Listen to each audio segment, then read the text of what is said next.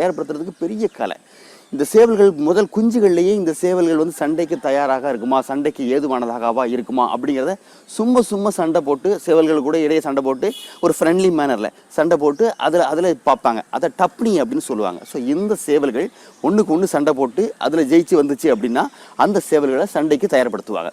So இந்த மாதிரி தயார்படுத்தப்பட்ட சேவல்களை தான் ஜோடி போடுறாங்க. இந்த ஜோடி போடக்கூடிய சேவல்கள் தான் எடுத்து வந்து மறுபடியும் சண்டைக்காக தயார்படுத்தப்படுகின்றன. எப்படி அப்படின்னா உடலுக்கு ஏதுக்குமான போஷாக்கு நிறைந்த ஊட்டச்சத்துக்கள், நிறைய பருப்பு வகைகள் கொடுப்பாங்க, ஊட்டச்சத்து மிக்க உணவுகள் கொடுப்பாங்க. குறிப்பாக சேவல்களை வந்து நீச்சல் படுத்துவாங்க. ஸோ குளங்கள் ஏரிகளில் கொண்டு போய் சேவலுக்கு தனியாக நீச்சல் பயிற்சி. ஸோ நீச்சல் பயிற்சி எதற்கு கொடுக்குறாங்க அப்படின்னா அப்போ தான் சேவலுக்கு வந்து மூச்சு பயிற்சி பலப்படும். ஸோ சேவல்கள் வந்து நல்ல திடமாக சண்டை போடும். அதுக்கு ஏதுவாங்க மூச்சை தம் கட்டி நிற்கிறதுக்கான பவர் இருக்கும். ஸோ சேவல்களுக்கு மட்டுமல்ல, நம்முடைய குழந்தைகளுக்குமே நாம் வந்து நீச்சல் பயிற்சி கொடுக்கும் பொழுது மூச்சை கண்ட்ரோல் பண்ண